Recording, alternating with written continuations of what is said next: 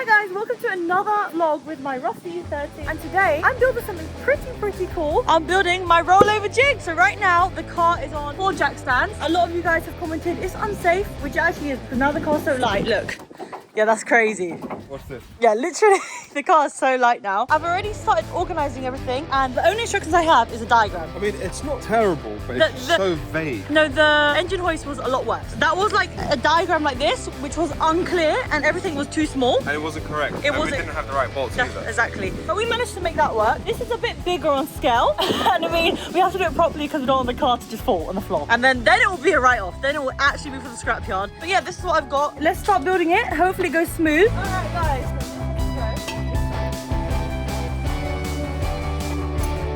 Right, so right now, me and Laura are trying to figure out the length, so the bottoms. So that is one end, that's the other end. You have these that go in. So you got a double-ended one for the middle, so that connects to these two, and these two both go into these. Let me show you them with this. Let's do the demonstration. So essentially, you'd pull it in, and you'd use 2 bolts here to squeeze this pole position into place. That means you can then adjust the length. Adjust it, exactly. Because there's a pinch bolts on that side there that will hold the length position in. This double-ended one, you wouldn't be able to adjust the length with this. It would just stay in the middle. On these instructions I was reading, There's not really, that doesn't tell you what order to do it it's in. not like an order. The long connecting bar will sag in the middle on assembly, but once the shell is on the jig and adjusted correctly, it should come under tension and straighten out. Okay, cool. So I think what that means then is that we'd put the adjustable lengths in, put the middle bar in, hard bolt that in, and then build the uprights either end, and then connect it to the car. And then depending on how you need it to be straight, that's how we'll adjust the lengths either side at the very end. So now we put the lengths in roughly, put the bottom in, Okay. and then at the end, when the uprights are on, then we can adjust the length. This is a good measuring tape. Okay, that's perfect. And these Just put bolts them in loose? kind of loosely, yeah. If I take mine to the other end.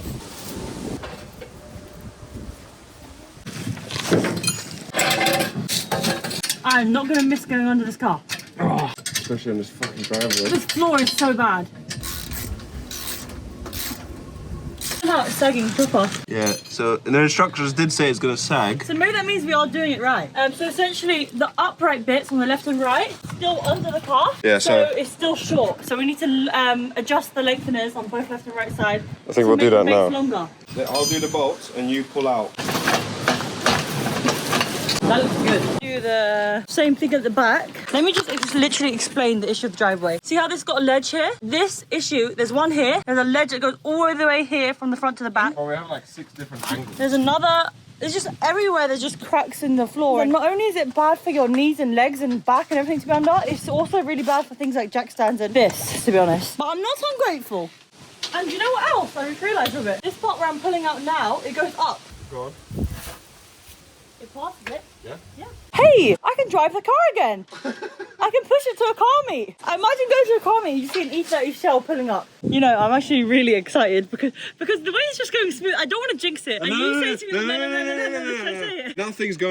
Nothing's happening. You lot say to me all the time, don't say something because something will happen after. No, you're the one that said that. You're on my last main channel. You said, oh, this is going smoothly, and then your brakes start leaking. Exactly. Nothing's going smooth. It's going horrendous. That's disgusting. I'm feeling ungrateful and everything's crap. My life is shit right now. This is such a shit job. I hate it. It's hard and it's messy and it's stinky. Right, let's crack on. What are we doing now? The uprights? Yeah. You just handed me bolts. Yeah. That's correct. I just have one question. This plate here, where do they go? Good question. That's my only question here. Good question. Good question. Hold on, let me see that. This tab here definitely faces inward, but where does this go? What the fuck? Why is it sideways? No, it's that way. It definitely goes like this. What, do you know why? Do you know why it goes like that? Because the nuts are that way, so it definitely goes here. Yeah, that's great and all, but what does and it it goes on connect the inside. That's on the inside. I know where it goes. Tell us. You figure it out. Oh yeah, because we haven't done that. Hold this up. Yes. It goes like yes. that. And then the bolts go. So it's kind of like a support beam from the upright. I guess it's to stop it from bending around or something. It's like it's to keep it strong. Yeah, so we could do that after. So we can build this first and then put Yeah, because we're just installing this bolt first. Let's do it.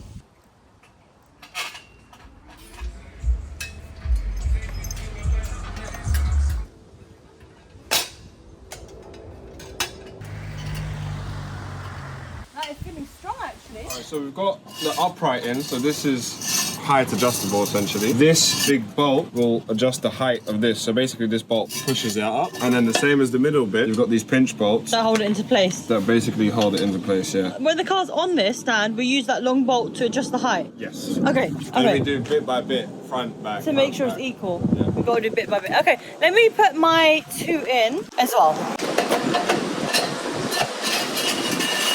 I think we go on the lowest. Definitely. He said on the instructions for the lowest. Lift that off. Lift this bar off.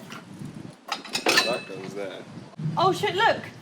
Oh my gosh! Goes there. Guys, this is literally like real Lego. And that stops you from spinning. Nice. Yeah, that's when you want in that position. Nice. We're putting on Robert's side now in the back, this top bar. Nice, nice. So now if you go back to yours. I'm just holding the tripod, guys. Professional vlogger. Professional vlogger. I go out with a tripod. So basically from the garage, we've got our front crash bar mount. From the rear garage. Basically from the garage, we got our front crash bar mounts. We also got our rear crash bar mounts. And that's what we're gonna basically hook up to the jig. That's how we're gonna connect it, through the crash bar mounts. Luckily, because we were organised in the garage, it wasn't hard to find. So we need to bolt these back on. See?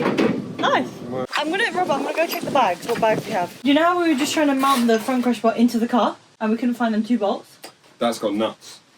The crash bar one's got. Do we have the right size nuts? Yeah. Okay, so we need to get 4 extra long bolts. I hope we're making sense, but I'll actually show you in a second. I won't explain now, I'll show you in a second. But right now we're looking for the front crash bar mount.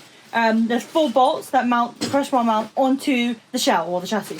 So that's what we're looking for now. We had 2 bags, 2 sandwich bags named front bumper and headlights, but none of them bolts were the right bolts. So hopefully there's another bag that says crash bar or something. No luck. I didn't manage to find any bolts in my garden. Why are you smiling? It's not happy. It's not a happy moment.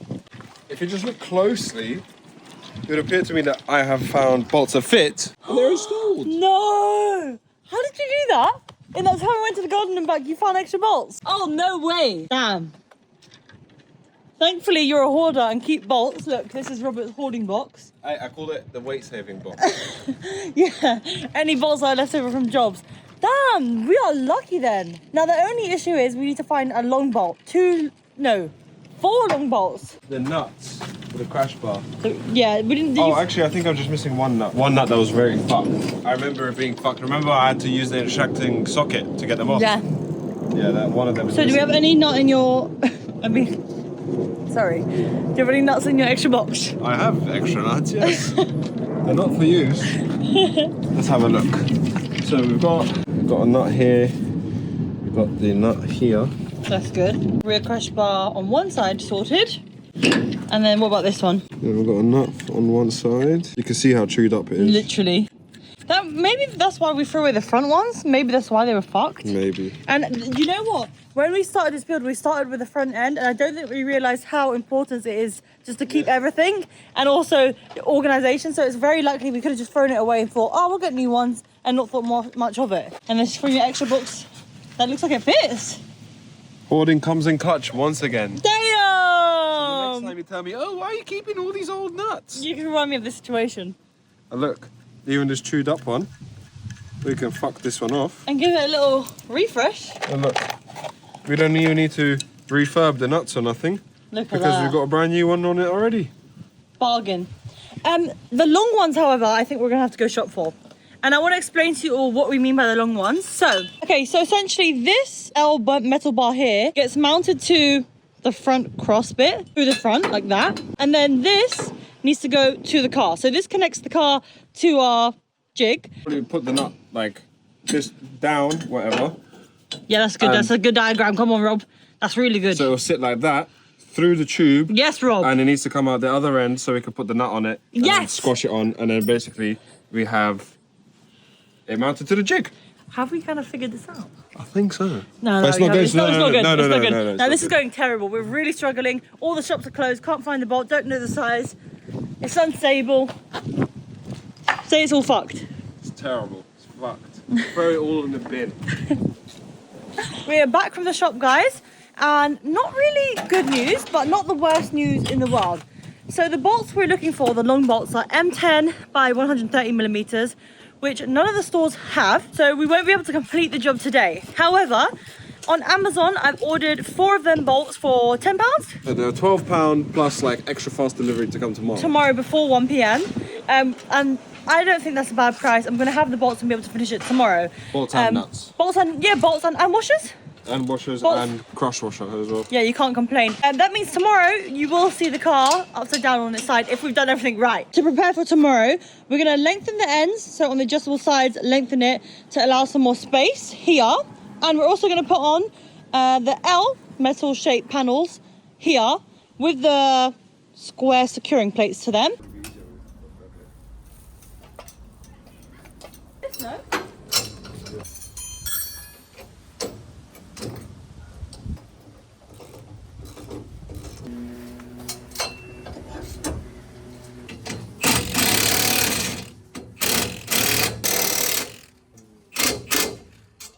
Okay, so I'm done for the day. Let me show you how I'm leaving the jig right now. So we've just finished putting on all these L things, securing it with these square panels on all 4 corners. And to secure the L things in place, we've kind of had some makeshift stuff because we don't have the bolts till tomorrow. We've got an extension here. Robert is sacrificing one of our extensions.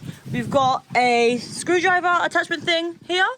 And then on them 2 sides, we have a bolt Robert found in his toolbox and another bolt Robert found in his toolbox. So tomorrow, the goal is when Amazon delivers my 4 bolts, put in all the 4 bolts. Then basically we need to make sure that both this pole and the other side pole is exactly straight by probably shortening the length a little bit. But we can only do that exactly when the jig is properly secured to the chassis. Right now with these 4 like makeshift things we have, it's not securely in there. So we can't straighten the left and right side yet. Right now where my car is literally where I parked it before I started working on it. I parked it literally on where the dent is, like the major dent is on my driveway. So when I have the jig properly on the car, I'm gonna move my car to the street part.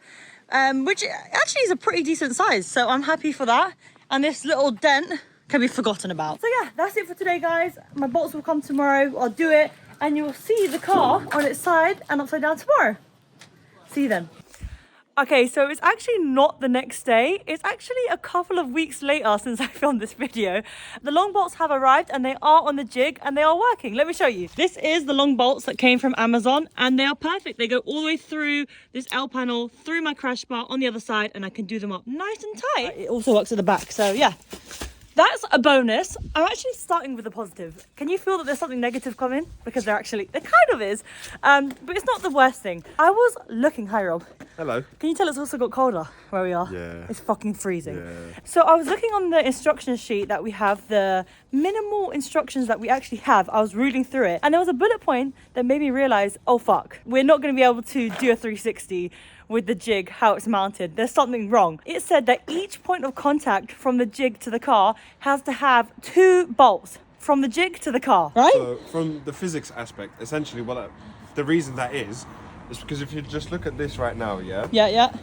That's fine. The jig and the whole car can go up, down, you can move the whole car. Because the jig is connected. And actually, we've actually removed the jack stand. So you're correct there because the jig is actually holding the weight of the car right now. Yeah, so in that kind of sense, it's all good. However, if you just look at this system right now, to how it's mounted.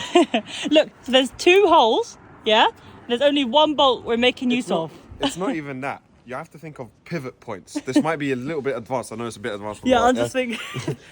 I'm using every single brain cell to comprehend what you're saying here. Every single one to try and make sense of what you're saying. I've struggled to explain it to you. I still don't know if you actually understand why this is a problem. But essentially, if you look at this, you've got a pivot point here. It's not solid mounted. It's actually a pivot. So if you think when you raise the car and turn it, because it's just on a round pivot point, essentially what can happen then is the car can, as soon as you turn it, slide down and rotate around this, which is not good. So essentially, you need 2 points of contact. Yes, 2 points of contact. 2 bolts through here, meaning that this can't twist because there's 2 bolts. And then it needs to connect with 2 bolts to the car, also so that it can't pivot around the bolts. It can go forward and backwards. And I actually, I know I promised you 360, but instead I'll show you it moving around because that's already cool. But we can't do a 360 until we sort this mounting issue. We need to make custom mounts. So we have got the sheet metal to do it. It's like, how thick is it? 6 mil. 6 mil sheet metal. They're not even sheets, they're like bars. Yeah, 6 mil long thick. 6 mil bars. So you're going to have 2 holes. They're going to bolt here and here to the jig. Yeah. Then we're going to cut a slit in it, bend it 90 degrees. Or Like another actually, L. Yeah, kind of like an L, but a little bit more than 90 degrees because these are actually slanted. Bend them and then cut them to shape here so that they can bolt into this part. Yeah. Because we don't really fancy drilling holes in the frame rails and doing that because that's just long, because then we have to close the holes and it's just... And we do have a sandblasting deadline to keep up with, so we don't have all day. And then when you go to the back, it's the same thing. Physics, 2 points of contact to the jig, 2 points of contact to the car. It bolts here, it bends 90 degrees, and bolts here where the studs go. So we're not going to be using the crash bars anymore, but we will be using the holes for the crash bars. Yes. And also, you can see how this is a universal jig because on this L panel, it has 2 bolts there, 2 bolts there, like options for whatever, however you want to mount it. It's got it all around. Yeah. So, you can, like, I've even seen some people have them sideways. So you can you can even have the plate just going flat, right? And you can drill 2 holes into the frame rail and then bolt it to the frame rail. Oh, so that's cool because you'd have to make a bend in your mount. Yeah, because then you'd have to bend the metal, but then you have holes in your car that you have to close up. Yeah, not like I don't have many holes. Yeah, it's just another hole to the list. I know, but it's just like, yeah, exactly. You're adding holes to your list. Yeah.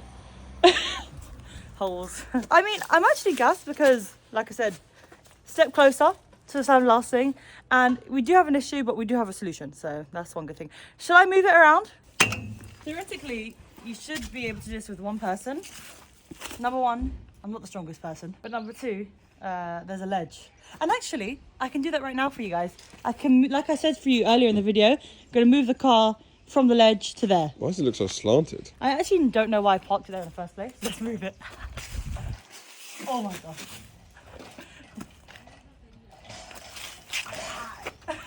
Yeah, you're doing so well, darling. Wait guys. It's moving, ish. Do you need a hand? Just lift it off this ledge for me, please, darling. Wow. That was easy. You're actually so strong. Why is the background like that? Why? To be fair, you're like on a corner with the wheel, so. Bro, the wheel's stuck. There you go. Okay, come. I'm going to trick the E30 to thinking that it's working again. The E30 is going to think that it's already been repaired, the engine's in and it's driving, because it probably never thought it was going to move till then. Ta-da! I'm going to go to Tesco and get my weekly shop. You got tax and insurance on that? Yeah. MOT pass, no advisories. Where's the number plate? Should I take it on the road? Don't do that. Is that illegal? I think my E30 is actually moving.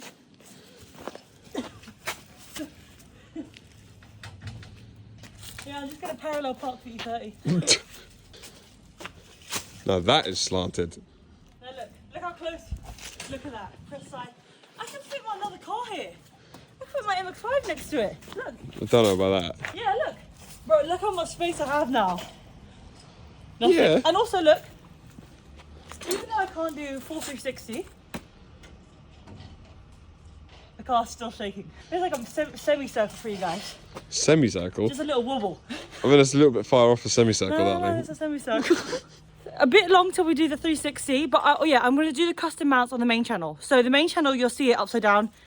And maybe I'll strap myself to... maybe I'll get duct tape, yeah? Sit in the car, duct tape myself, like a Mythbusters approach, get someone to do 360 and see if I can hang upside down. And that is it for today, guys. Make sure you subscribe to this channel. There's going to be a lot of second channel stuff I have to do. I'm going to be setting up the world. I'm going to be playing around with my worlds, hopefully not making lots of pigeon shit. And make sure you stay tuned for the main channel because I'll be making the custom mounts, making the car go 360 upside down, and yeah, good things to come. Thanks for watching, guys. See you soon. Should we tell the people that stayed until the very end a little secret? I feel like I do this quite often. What? Nah, you. No, it's you. I didn't keep do my anything. secrets. You always tell the secrets. I didn't say anything. No, when we were doing the Bmw X5 second channel, Yeah. you told them about the diff, that we removed the rear diff. You The front diff. They removed the front diff. You You're the one that included it in the video. diff. Go on then, tell them the secret. Don't tell them. No, you tell them. What? We may No, or may not have a unit. What? Was you gonna say that one? Or the other car? I have a new car as well. Oh yeah. Which one was you gonna say? There's By two the- secrets. The two new secrets. car's right there. Well, one secret is we may or may not have put down a deposit for a certain commercial building. Second secret, we just show him the badge.